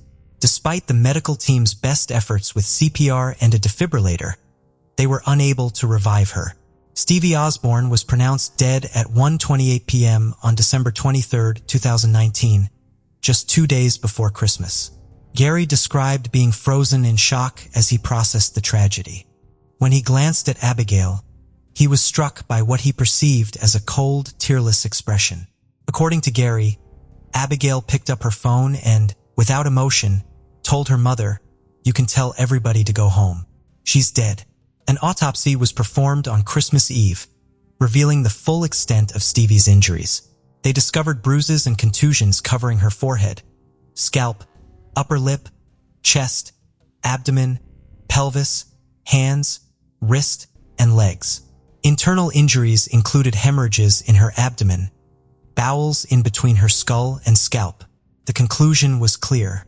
Stevie's cause of death was blunt force trauma to the head, and her death was ruled a homicide. The criminal investigation began immediately and lasted until January 6, 2021. Joseph, Abigail's boyfriend and the primary suspect, had a warrant issued for his arrest. Upon learning this, Joseph took a final, irreversible step. At his father's home, Joseph ended his life in the bathtub with a firearm. According to Gary, the police viewed Joseph's suicide as a de facto admission of guilt and decided not to pursue criminal charges against Abigail. Despite this, the Children's Division report held Abigail accountable for negligence in Stevie's care. Joseph left a 2-page letter on his computer, which his brother found and forwarded to Gary. While Gary brought the note to the police in hopes of reopening the case against Abigail, he was told it wouldn't change the outcome. Authorities had effectively closed the case. In the letter written on Christmas Eve, Joseph discussed his inner struggles. He spoke of loneliness, self-destructive thoughts, and his belief that the soul transcends physical death. While he explicitly denied harming Stevie and stated that her death had no bearing on his decision, he reflected on his life with a sense of resignation. Using the metaphor of an hourglass, he described how it felt as though his time had run out. Joseph also grappled with his mixed Korean heritage, expressing frustration at the discrimination he had faced throughout his life. He made a final request for his ashes to be scattered worldwide by a friend. However, Gary remained unconvinced that Joseph was solely responsible for Stevie's death, if he was involved at all. Gary believes that critical red flags were ignored during the investigation, and that Joseph's death was used as a convenient way to close the case. Authorities cited the bruising on Stevie's ear cartilage as evidence that only a man could have inflicted the injuries. Gary felt abandoned by the justice system, often left in the dark about key developments in the case. Looking back, Gary expressed deep regret, saying, "I hate to say it, but at the time I was in love and I ignored so many red flags. Now I look back and think, if I had noticed those things, maybe I could have saved Stevie." Gary's pursuit of justice for Stevie was met with frustration and heartbreak at every turn. He called the victim's advocate nearly every day for 2 years, only to be met with silence. Unable to remember her name due to her lack of involvement, Gary decided to work directly with Clay County Prosecutor Robert Sanders, hoping for some form of justice for his daughter. When Sanders requested a meeting with Gary and his family, they arrived at the office only to find 4 armed officers stationed outside. Gary's heart sank knowing the news would be grim. Inside, Sanders bluntly told him it's not illegal to be stupid. It's not illegal to be a bad mom. Gary was outraged, convinced that if Abigail faced a jury, they would see her complicity in Stevie's death. The prosecutor dismissed Gary's pleas, saying, "We got the guy that hurt your daughter," referring to Joseph, who had taken his own life. To Gary, this was no justice at all. There had been no trial, no conviction. The lack of justice for Stevie was compounded by minimal media coverage, which further silenced her story. While Abigail avoided criminal charges, the Children's Division investigation brought consequences. Abigail faced the risk of losing her nursing license in Missouri. In response, she filed a civil lawsuit against the Children's Division and its director. Before the trial, the Children's Division prepared extensive evidence, including medical reports, autopsy findings, and testimonies from investigators and medical experts. Abigail, on the other hand, offered little in her defense, relying on testimony from family members and herself. The trial, held on March 7, 2023, revealed troubling contradictions. Abigail's stepmother claimed she hadn't noticed any bruises or illness during the Christmas party, contradicting reports from other family members and her own prior statements to the Children's Division. Abigail testified that Stevie had vomited multiple times and admitted she considered the possibility of a concussion but chose to treat her daughter with Dramamine and Sprite instead of seeking medical care. When questioned about Joseph's anger issues, Abigail admitted he would often lose his temper, even punching a hole in a door. Despite this, she left Stevie in Joseph's care rather than placing her with Stevie's great-grandmother, Virginia, citing concerns about the elderly woman's ability to care for a sick child. The testimony of a pediatric specialist was pivotal. She testified that Stevie's injuries were far beyond normal childhood bruises and consistent with child abuse. She pointed out that the bruising on Stevie's forehead was indicative of severe intracranial bleeding. Given Abigail's medical background and the visible signs of Stevie's deteriorating condition, she concluded that Abigail had failed to protect her child and had exhibited clear medical neglect. In the end, the court ruled that Abigail had been negligent in protecting Stevie and responding to her medical needs. The evidence showed she was aware of Joseph's anger issues and the danger he posed, but still left Stevie in his care. Based on this, the judge denied Abigail's appeal to remove her name from the Central Child Abuse and Neglect Registry, a decision that affirmed her culpability, even if it stopped short of criminal charges. Family and friends came together at Park Hill Baptist Church in Kansas City on Saturday, December 28, 2019, to honor the brief yet impactful life of Stevie. The service, funded by Gary's Workplace Trauma Support Fund, was attended by co-workers and close family. Despite his lingering doubts about Abigail's involvement, Gary decided to allow her to attend the funeral, recognizing that if she were innocent, Stevie deserved to have her mother present. This decision was met with mixed emotions, as many family members were grieving and angry. Abigail shared heartfelt words at the funeral. She then described Stevie in touching detail, celebrating her unique personality and the joy she brought to those around her. From Stevie's adventurous spirit at the park to her comforting nature when others were sad, Abigail painted a vivid picture of the little girl's vibrant essence. With Gary managing the funeral arrangements, he entrusted the burial to Abigail. However, he was devastated to learn, hours after the fact, that Stevie had been buried without his or his family's knowledge. Abigail had failed to inform them of the burial, effectively excluding them from being present as Stevie was laid to rest. Determined to seek justice for his daughter, Gary launched a GoFundMe campaign with two key goals: securing legal support to hold all responsible parties accountable and creating a lasting memorial for Stevie. The fundraiser had raised $4,178 of its $50,000 goal, far short of what was needed. Gary's plans included transforming Stevie's resting place into a serene and beautiful tribute and purchasing a memorial bench. In his GoFundMe statement, Gary expressed his resolve to honor Stevie's memory with a fitting tribute. Stevie's memory shines brightly in my heart, but her resting place doesn't yet reflect the vibrant spirit she was. I'm determined to give her a headstone that captures her essence, a tribute that solely focuses on her, free from any painful associations. Gary remains unwavering in his fight for justice and remembrance, ensuring that Stevie's story will not be forgotten. Through his dedication, he seeks to create a legacy that celebrates the light Stevie brought into the world while holding those responsible for her tragic loss accountable. The case of Aya Hachem. The Hachem family moved to the UK from Lebanon in November 2011, seeking a safer and more promising future. Aya's father, Ismail, wanted his children to have a good education and become valuable member of society. He applied for asylum for himself and his family, and after receiving a residence permit, they settled in Blackburn. Aya was a driven and ambitious young woman with big plans for her life. She was a law student at Salford University. Tragically, her parents' hopes for a better life were shattered when Aya was killed in a senseless act of violence.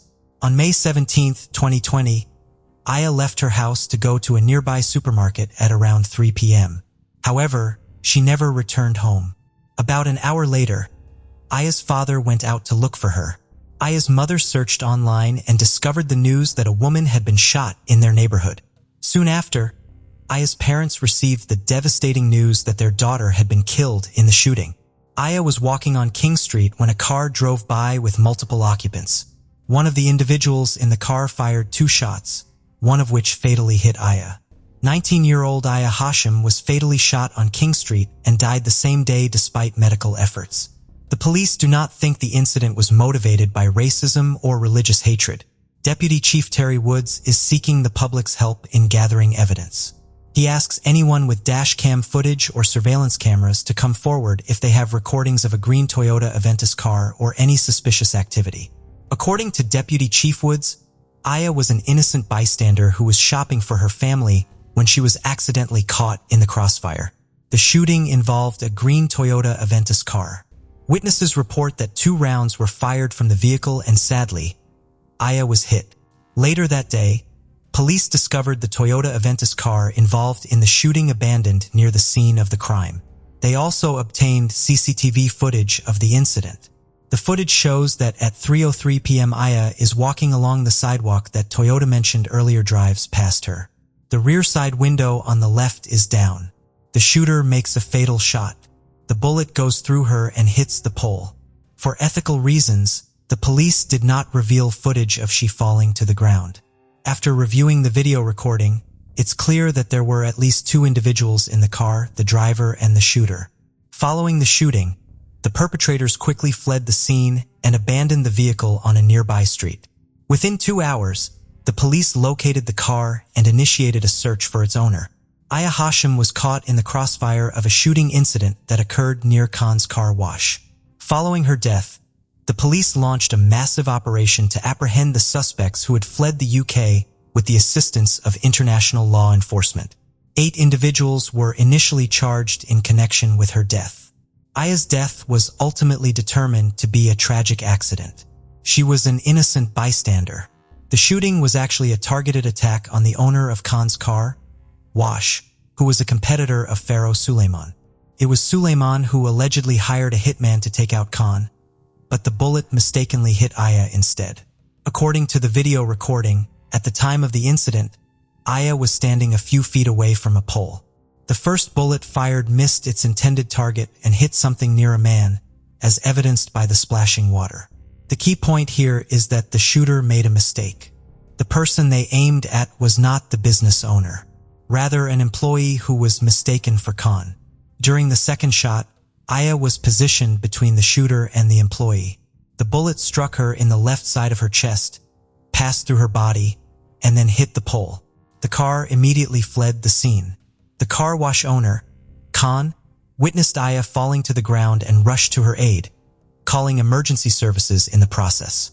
He described the events, stating that he had seen the car and the gun, and then the assailant sped away. According to him, they returned and started shooting, aiming the gun at him, which left him confused. To better understand the crime, let's examine the roles of the individuals involved. We'll start with the mastermind, Faro Suleiman. Faro Suleiman was a successful businessman with a loving family. Sullen owned a thriving tire shop that had gained significant popularity over time. The business provided him with a substantial income, enabling him and his family to live a comfortable life. He was also active on social media, frequently sharing photos of himself driving expensive cars, giving his followers a glimpse into his life. When his business began to decline, he devised a plan to eliminate his competitor, Khan. Despite being a potential suspect due to his motive, Suleiman went ahead with the plan. He enlisted the help of Aya Hussein, Zamir Raja, and Anthony Ennis. The perpetrators conducted a surveillance mission the day before the crime, driving near the car wash to inspect the area. Additionally, Abu Bakr Sasha purchased the Toyota used in the crime with money provided by Suleiman. Kashif Minzer ensured the car was in working condition by performing technical checks and addressing any malfunctions. Uthman Sasha and his girlfriend, Judy Chapman, played a supporting role in the crime. They drove the shooter and driver to the location of the Toyota in their Ford Fiesta and then picked them up after the crime was committed, they abandoning the Toyota on a nearby street. According to the inquest, at 1:14 p.m. Judy Chapman and Uthman Sessia picked up Raja and Ennis from Bolton and drove them 13 miles to Blackburn, where the Toyota was parked. Kashif Minzer made sure the Toyota was ready as all four men drove to Blackburn. However, when they stopped a couple of miles from the car wash, the Toyota wouldn't start due to a dead battery. Minzer jumped the battery using another car's battery and some wires. With the car started, Minzer handed it over to Raja and Ennis, then returned to the service station where Suleiman was waiting, watching from a front row seat to see what would happen. The Toyota approached the corner with its windows rolled down. Ennis and Raja circled the block several times, waiting for the perfect moment to act. They needed to be on the same side of the street as Khan's car wash. Meanwhile, Minzer and Suleiman were observing the situation unfold. On the fourth pass by the car wash, the Toyota slowed down. Coincidentally, Khan was on the street at that exact moment. However, the shooter, Samir Raja, made a mistake and fired the first shot at a different employee, not Khan. Fortunately, the first bullet missed its target, but the second bullet hit Aya. Following the shooting, Raja and Ennis fled the scene, abandoning their vehicle and getting into a car with Judy Chapman and Uthman Sesha, who drove them away from Blackburn. When police reviewed the video of Suleiman's store, Aya Hussein entered the store. Suleiman signaled to the others who were aware of the incident to leave the room and go to the second floor. Abu Bakr Sesha, who had bought the Toyota involved in the crime, was sitting behind them. When Abu Bakr Sasha overheard the police radio mention that the perpetrator's car had been found, he immediately got up to discuss something with Suleiman. 9 days after Aya's murder, Samir Raja, the shooter, fled to Portugal and met Anthony Ennis, the driver of the Toyota, at Lisbon Airport. Both men had escaped the country. Meanwhile, the police were arresting the individuals involved in the crime. Faro Suleiman, the mastermind, was arrested on May 18th, the day after Aya's murder. Abu Bakr Sesha was arrested on May 19th, and Judy Chapman and Uthman Sada were arrested on May 20th. The Yaz Hussein and Kashif Minzer were arrested on May 21st. Samir Raja, who had hoped to return to England without being detected, was arrested at a London train station on June 6th. Anthony Ennis was caught in Spain on July 4th and extradited to the UK.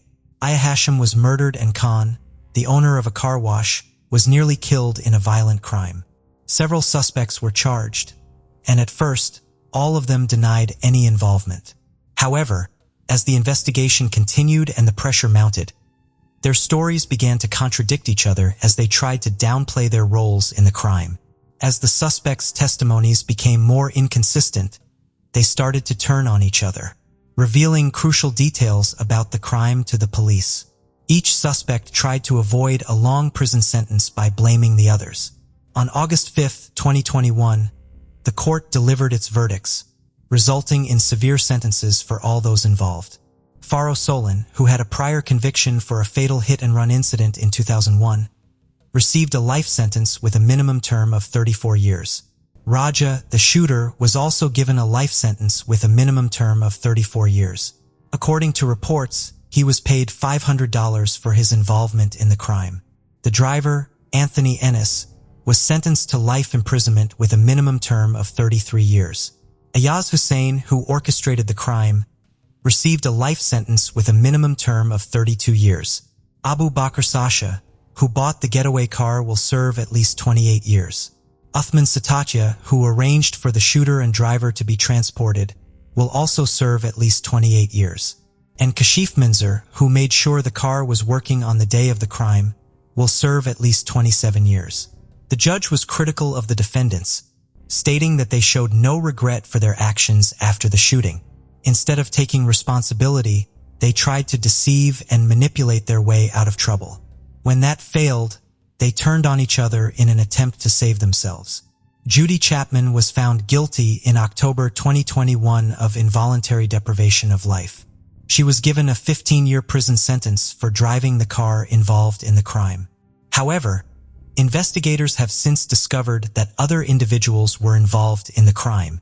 This was revealed through analysis of communication between the convicted parties.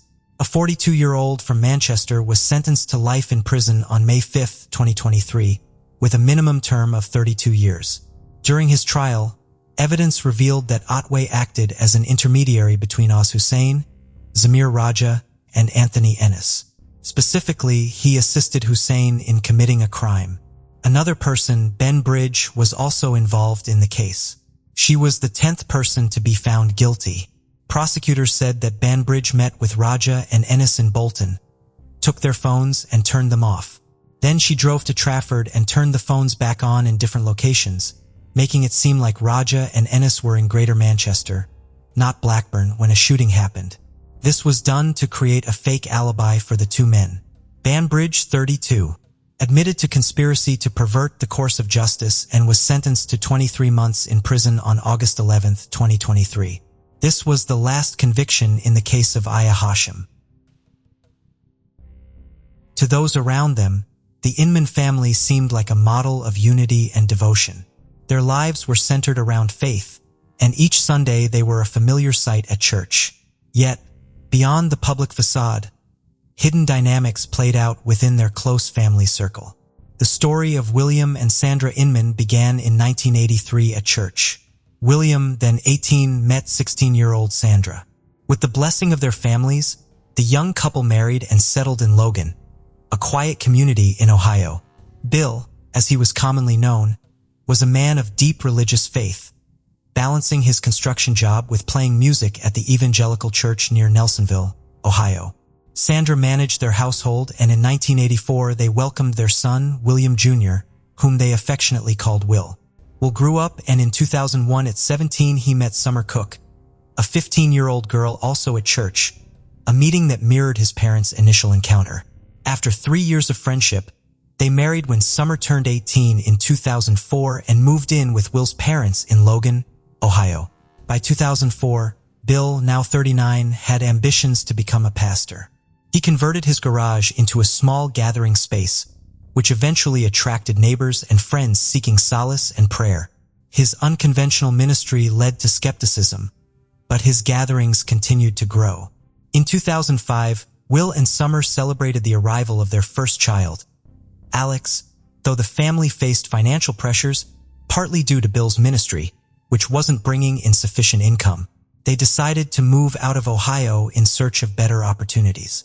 In 2006, the Inmans relocated to Florida, where Bill and Will found work in hotel construction, and the family adapted to their new life. 2 years later, they returned to Ohio, though they had lost their original home in Logan and had to settle in a rental in Vinton's rural areas. The family continued to grow with the births of Kelly in 2008 and Alana in 2010. As young parents, Will and Summer sometimes took weekend breaks, while Bill and Sandra enjoyed spending time with their grandchildren. That same year, Bill officially became a pastor, establishing the Faith Church and launching Ranch of Mercy, a charitable project aimed at helping those in need. With aspirations to build a home for orphans and widows, Bill introduced a fundraising lottery, offering a grand prize of either a house or $200,000, along with other rewards. Despite high hopes, no shelter was built, and the lottery set for September 2010 never took place. In June 2010, Summer informed Will of her desire to separate. In a diary entry, she expressed her feelings of exhaustion, yearning for happiness and frustration with her life's direction. She feared how Will might react, but knew she couldn't continue in her current situation. Following her decision, Summer moved out, taking her children to her parents' home and allowing them to maintain contact with Will and his family. By August, she started a relationship with Adam Peters and found a cleaning job at a bank in Logan. The scheduled raffle for Ranch of Mercy arrived in September, but without any prize house built, and participants saw no refunds or explanations. Meanwhile, financial challenges continued with the Inmans facing eviction for overdue rent by December. When Summer and Adam attempted to collect her remaining belongings, Will and his family denied them entry, resulting in a confrontation that led Summer to involve the police and file a complaint against Will. Summer described the change in Will's behavior after their marriage. According to her, he became increasingly controlling, restricting her activities, and even limiting her access to personal items like her phone and keys. She disclosed his desire for a large family and his interest in polygamy, which led him to seek connections online. She also shared that her cats had mysteriously vanished, with Will claiming they had run off, a statement he reportedly made with indifference. Will defended his actions, citing his suspicions about her fidelity as a reason for taking her phone and keys. As for the cats, he said he had taken them to a shelter due to their wild behavior. As a result of the escalating tensions between them, Will received a restraining order, barring him from any contact with Summer and placing him under probation. This restriction fueled a bitter custody dispute, with both sides fighting for the well-being of the children. The Inman family filed a report against Adam Peters, whom they perceived as a potential danger to Alex, Kelly, and Alana. However, events soon took a tragic turn for Summer. On March 22, 2011, 25-year-old Summer Inman finished her shift at the bank late that night. She texted Adam to meet up after work, but she never appeared. Concerned, Adam arrived at the bank by 11:30 p.m. and while searching for her, stumbled upon her scattered belongings, her phone, keys, and a music player still playing with her headphones attached. He found her jacket nearby in the grass. Alarmed, Adam immediately contacted Summer's parents, urging them to notify the police. Initially, Summer's parents called the bank, thinking she might still be inside. When no one there had seen her, they reached out to the Logan police, emphasizing how uncharacteristic it was for her to be late without notice. Officers responded to the scene, gathering statements from witnesses who had been there that night. Two women jogging near the bank recalled seeing Summer around 11 p.m. as she took out the trash. Suddenly, a white car pulled up, driven by a blonde woman, while two masked individuals emerged, seizing Summer and forcing her into the back seat. Despite her attempts to escape and her screams, a nearby bystander's effort to help was thwarted when the driver sprayed him with pepper spray. The car sped off, leaving only the joggers to recount the scene. They rushed to the police to report what they had witnessed, but their account was initially met with doubt by law enforcement, who found the story unusually detailed. The Logan police officially declared Summer Inman missing that same night. Her story quickly spread through local media, and soon hundreds of Logan residents joined the search, determined to find her. However, as days passed, hope of finding Summer alive began to fade. Her parents held onto their last bits of hope, even as the community's efforts intensified. A Facebook photo Summer had shared just before her disappearance portrayed her with Adam and her children, appearing happy. Unbeknownst to many, Will Inman, still connected to Adam on Facebook, had seen the post. Strangely, Will remained connected online with his estranged wife's new partner, a man who had been introduced to the family in early 2010 when the Inmans hired him for household tasks. This was how Adam and Summer had met and eventually fallen for one another. Summer confided in her diary about her emotional conflict, feeling as though she had betrayed her faith, but unable to ignore her feelings for Adam. 5 days before her disappearance, the court proceedings for the divorce continued as Will contested the proposed spousal support. He requested a reduction to just $50 a month.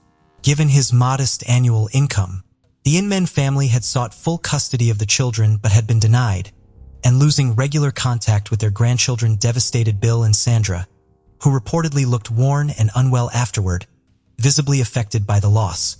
During the investigation into Summer's abduction, law enforcement tracked down the Inman family at Bill's mother's house in Jackson County, Ohio. When questioned, Bill, Sandra, and Will claimed they had no involvement in her disappearance. They asserted that on the night in question, they were on their way to Cleveland to view a property. However, their car broke down after 3 hours, forcing them to wait for repairs and eventually return to Logan the next morning. They insisted that any disputes with Summer had been minor and infrequent, but expressed that the presence of Adam Peters in their lives had introduced strain and was ultimately the reason for the fracture in their once close-knit family. When law enforcement inspected the Inman family's vehicle, they seized a GPS unit that provided crucial insights. The data revealed that on March 22nd, the night of Summer's abduction, the vehicle was in Logan. The GPS had been deactivated around 5:30 p.m. and only reactivated the following morning, again in Logan, contradicting the family's statement about a trip to Cleveland. Cell phone records further confirmed that Bill, Sandra, and Will were all in Logan on March 22nd and 23. Additionally, surveillance footage showed the Inmans cleaning the car's interior at a car wash on the morning of March 23rd with all three present, but Summer nowhere to be seen. The next stop was a Cleveland auto shop where Bill had nearly new tires swapped out for used ones, explaining that he simply didn't like the current set. The vehicle also appeared to have undergone some modifications. These peculiar actions raised investigator suspicions, leading to the arrests of Bill, Sandra, and Will Inman, who were subsequently brought in for questioning. Before the arrests, Bill reassured his elderly mother that they were innocent, attributing their ordeal to a test from the devil. Despite hours of questioning, the family members each claimed ignorance of Summer's whereabouts. However, the prospect of a potential death sentence eventually broke Sandra's silence. She confessed that they were responsible for abducting Summer on March 22nd, with Bill and Will donning masks. According to Sandra, their intention was simply to frighten Summer, hoping to secure more access to the grandchildren. Yet, things went tragically wrong. Sandra recounted how, after forcing Summer into the car, Will bound her hands, feet, and neck with plastic ties to prevent her escape. But as she struggled, she began to lose consciousness. Will, realizing the severity of the situation, panicked, frantically searching for a knife to free her. He reportedly shouted. Despite their desperate attempts, Summer stopped breathing, succumbing to the restraints. Sandra maintained that they never intended for Summer's death. Their goal was to resolve the custody conflict, but the situation spiraled out of control. On March 29th, a week after Summer's disappearance, Sandra revealed the location of her body. Authorities found her remains in a septic tank at Faith Church near Nelsonville, where Bill had helped with construction years prior and where the couple had been married. Police removed a concrete slab to open the tank, immediately seeing Summer's legs. She had been thrown head first into the well, still in her work uniform with a shirt bearing the phrase, "I don't have anger issues. Have issues with idiots." Forensic analysis confirmed strangulation as the cause of death, with no additional injuries aside from the marks left by her restraints. Sandra admitted her initial plan was to dispose of the body in a river, but decided the well near the church would better hide the evidence. She expressed deep shame and regret over her actions and the tragic outcome. During the trial, Bill and Will remained silent, showing no acknowledgement of guilt or remorse, and avoiding eye contact with Summer's parents, Only Sandra accepted responsibility, stating that the scheme to intimidate Summer was her idea. Tearfully, she addressed Summer's parents, asking for forgiveness and saying she had loved Summer like her own daughter. Her voice, shaking with emotion, conveyed her remorse, as she expressed that if she could, she would undo everything. In 2012, the verdict came down. Bill and Will Inman were sentenced to life imprisonment without parole, while Sandra received a life sentence with the possibility of parole after 15 years. Yet, those close to the family doubted Sandra was the true mastermind. Friends and church members often noted that Bill had always been the dominant figure, and Will was regarded as spoiled and overindulged by his parents. Many speculated that Sandra's confession was a calculated attempt to shield her husband and son from harsher penalties. Today, Summer's children, Alex, Kelly, and Alana, are being raised by her family. Explaining the absence of their parents and grandparents to the children was a challenging and heart-wrenching process, as they gradually learned the truth about their family's tragic history. Case of Michael Van Eck. Michael Van Eck was born on August 14, 1987, in a city that was once a hub for gold miners. He was the only brother to 4 sisters, Natasha, Michelle, Bianca, and Rihanna. Michael grew up in a close-knit family with caring and loving parents who worked hard to provide a decent life for their children. His father was an entrepreneur, and his mother created a nurturing atmosphere at home that encouraged the growth and development of their kids. Michael was a sociable and kind person who did well in school and sports. He even earned a black belt in karate, which gave him confidence and resilience. After completing his education, Michael trained as an electrician, a profession that offered good earnings and promising job prospects. He worked at mine number 4 of the Beatrix mine in the small town of Unison. In 2011, at the age of 23, Michael decided to register on a dating site to distract himself from a recent breakup and meet new people. That's when he came across the profile of a sweet and smiling girl who shared his interests. They both disliked loud parties and wanted to find true love and build a strong family. Michael was pleasantly surprised to have found a suitable match online. On April 2nd, he excitedly told his mother that he had a date and was busy preparing for it. He even withdrew 3,000 Rand from his account to impress the girl. However, he was uneasy about the unusual meeting spot his friend had chosen, the city cemetery, and didn't mention it to his parents. At around 9 p.m. that evening, Michael said goodbye to his family and left the house, getting into his silver Paul Joe 2007, a gift from his parents for his coming of age. When he arrived at the cemetery, the girl was running a bit late, but she looked stunning in a white dress and greeted him with a smile. They chatted comfortably, and she suggested they head to a more secluded area of the cemetery. There they found a romantic setup, a blanket and a basket of fruit and wine. After having a glass of wine, the girl suddenly kissed Michael. Pleasant feeling quickly turned to pain and horror as he realized he had fallen into a sinister trap. Chana Van Haren was born in 1991, a time of crisis for her parents. Her mother's pregnancy prompted the couple to put their divorce on hold and try to salvage their relationship. However, their efforts ultimately failed and their home life continued to deteriorate. Chana's mother made no effort to hide her resentment towards her daughter, viewing her as an unwanted reminder of her husband. After the divorce, Chana's mother took the children and left their father behind. Chana suffered from a severe lack of love and attention from her mother, feeling lonely and misunderstood. Among her siblings, Chana struggled the most, growing increasingly withdrawn and sullen from a young age. She exhibited disturbing behaviors, such as talking about death and creating disturbing drawings. Her grandparents, alarmed by her behavior, suspected supernatural influence and took her to church, where she was subjected to an exorcism ritual. Chana's mental health declined as she got older. At 10, she had a disturbing incident where she threatened a house guest with a knife, prompting her family to seek professional psychiatric help. Fortunately, the medication improved her mood and her father made an effort to spend quality time with her, even taking her on hunting trips. However, Chana later revealed that she found pleasure in harming animals, often bringing home dead creatures. When Chana turned 12, she formed a problematic friendship with an older man who introduced her to harmful substances and took advantage of her vulnerability.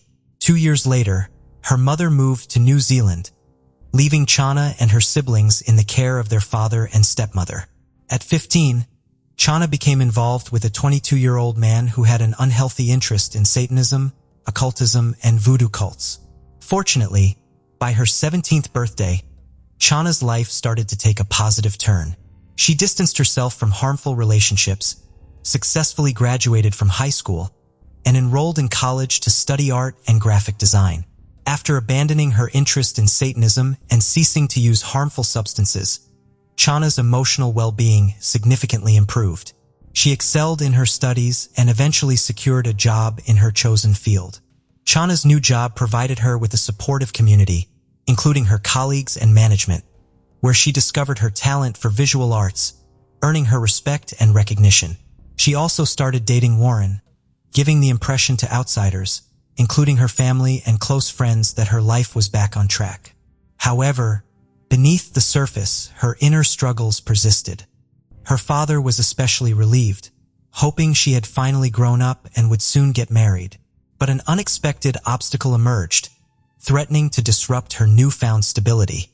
Warren's friend Roy, who claimed to be highly sensitive, sensed a dark and malevolent presence in Chana, despite her kind and friendly nature. His concerns were dismissed due to the contrast between his perceptions and her outward appearance. One day, Roy approached Chana, asking about Norman, a name that kept appearing in his mind, implying she might be unfaithful to Warren. Chana's response was shocking. She spat in his face and demanded he stop questioning her. Chana's friend Norman was later revealed to be the name of her imaginary childhood friend, Zazzle. This discovery changed the dynamics among their group of friends. At a party, Chana became interested in 24-year-old Martin. Martin came from a respected and wealthy family, unlike Chana. He had a good relationship with both his parents and was smart, well-mannered, and performed well in school. However, Martin had been struggling with a mental illness since he was 6 years old. He started having hallucinations, claiming that an entity appeared to him, making him believe he had incredible strength. As Martin grew older, his mental condition worsened, leading to problems at school and home. At 14, he was hospitalized in a psychiatric facility and diagnosed with schizophrenia. Although conventional treatment didn't work, his family and doctors eventually found the right medication to control his condition, except for occasional outbursts of aggression.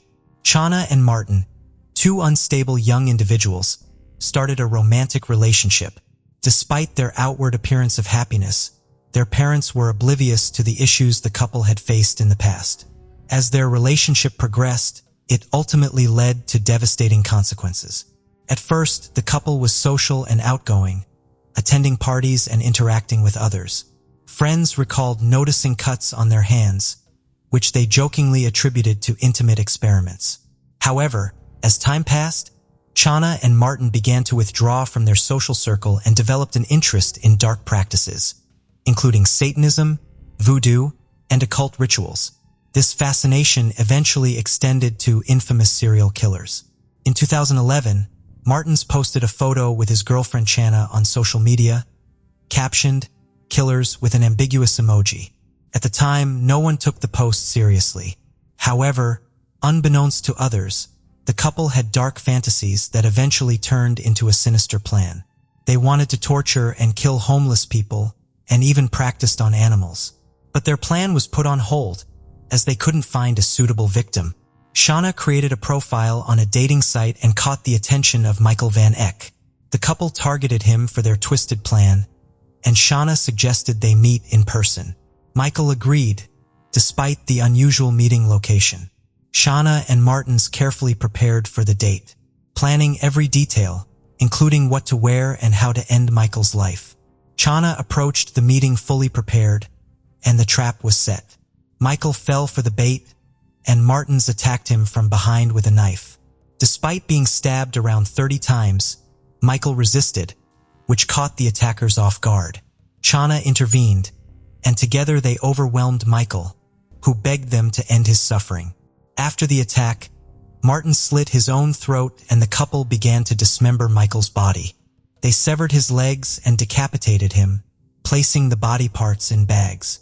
They buried the body in a shallow grave, but couldn't make it deep enough due to lacking shovels. They then left the scene with the body parts using Michael's car, which they later abandoned in a troubled neighborhood. The next day, a cemetery worker discovered the grave and alerted the authorities. Meanwhile, Michael's parents were frantically searching for him, and his workplace reported him missing. The police found Michael's car, which led them to the cemetery, where they uncovered the gruesome crime scene. The local police were already investigating a mysterious body found on the cemetery grounds, with all signs pointing to foul play. They brought Michael Van Eck's family into the picture, as he had gone missing a day earlier. At the cemetery, Michael's mother identified her son's body by recognizing his personal belongings and distinctive childhood burn scars. The autopsy revealed that Michael had suffered multiple knife wounds and signs of struggle. The body had been dismembered after death, with a level of professional precision suggesting the perpetrators had experience with such acts. The evidence pointed to multiple attackers being involved, given the number and nature of the wounds, as well as the strength required to overpower the victim. DNA testing confirmed the body was 23-year-old Michael Van Eck's.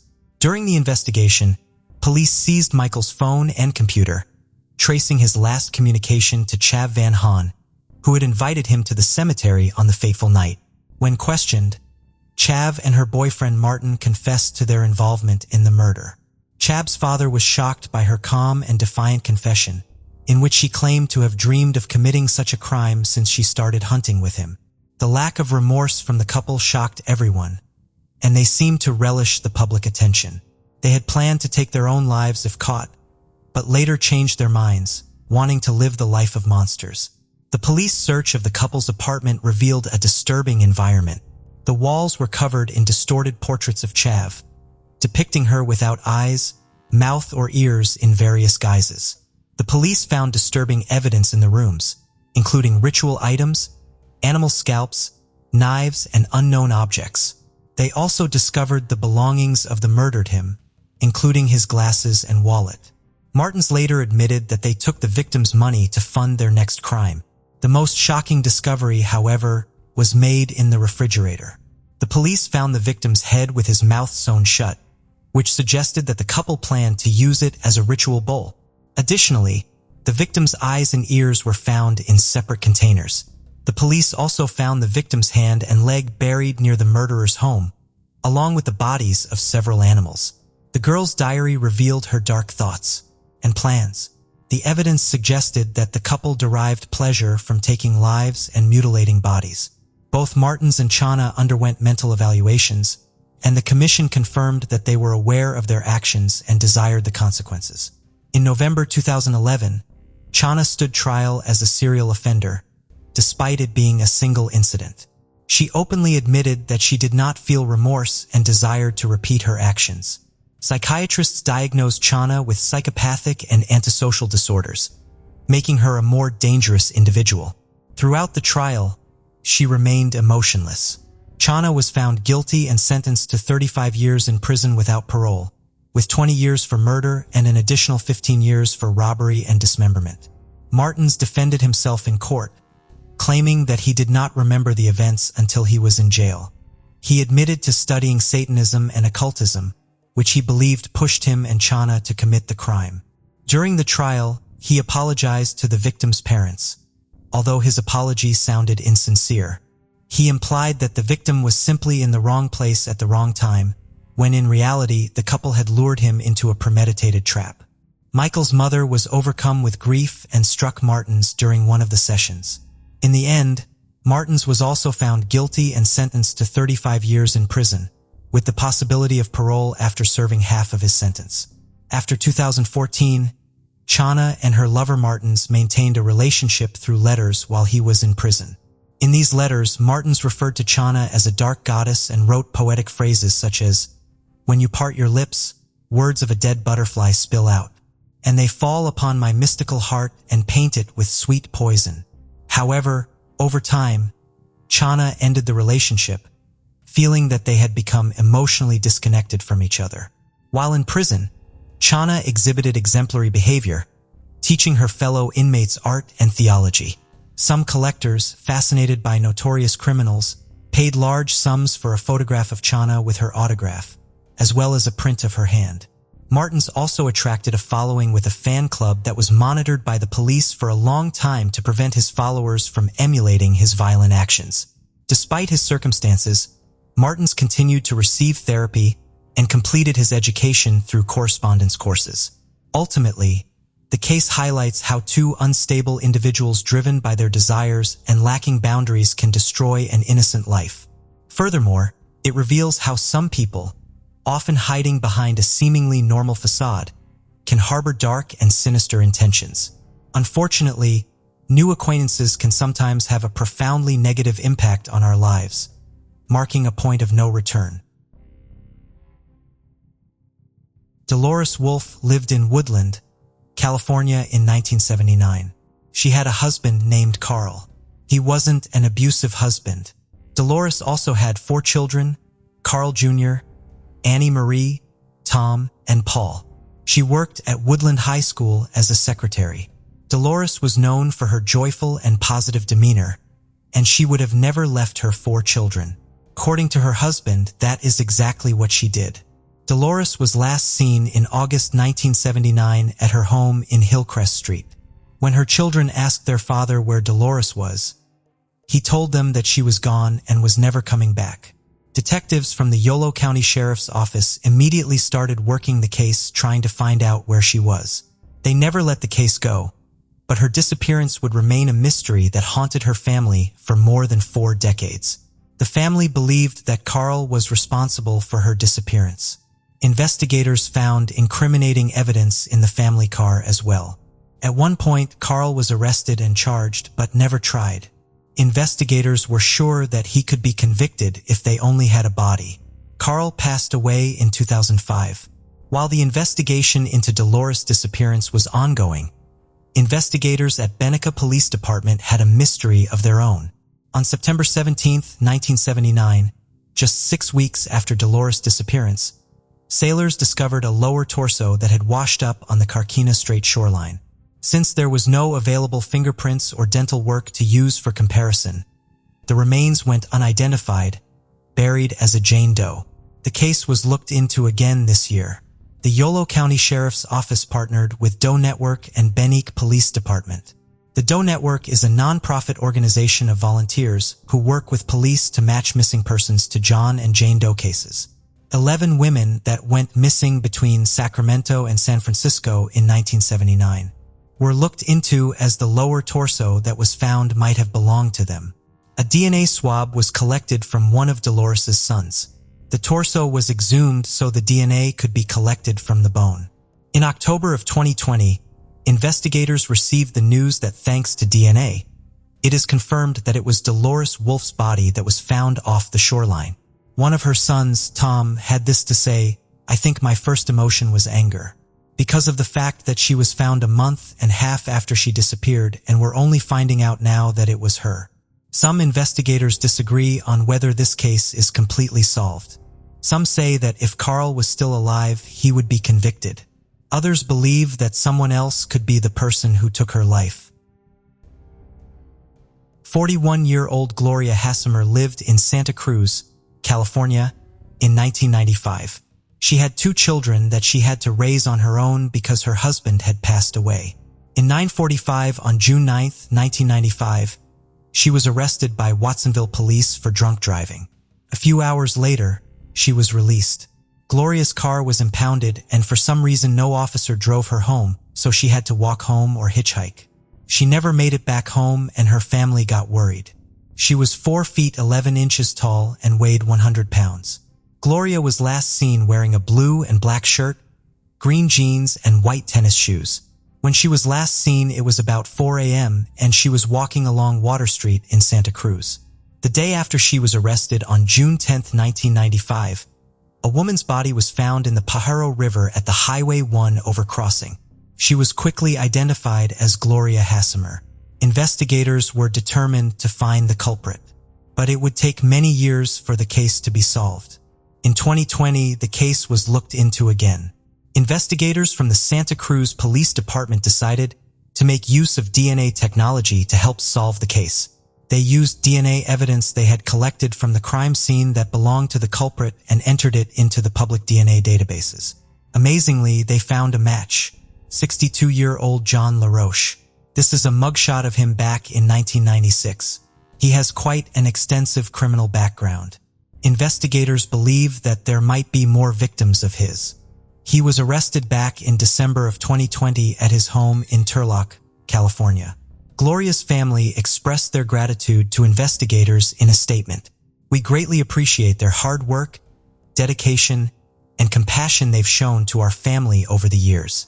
Santa Cruz County Sheriff Jim Hart said, "This crime shook our community back in 1995, and our detectives have been committed to making an arrest since. We've seen the heartbreak it brought to Gloria's loved ones, and we are proud to be taking this step towards justice. Thank you for joining us on this journey into the depths of unsolved mysteries." Cold cases not only challenge our understanding of the past, but also ignite our curiosity and determination for answers. Remember to subscribe to stay updated on our latest investigations. And if you have any information regarding the cases we've covered, don't hesitate to reach out. Together, we can shed light on the shadows of the past and bring closure to those who seek it. Until next time, stay vigilant, stay curious, and never stop seeking the truth.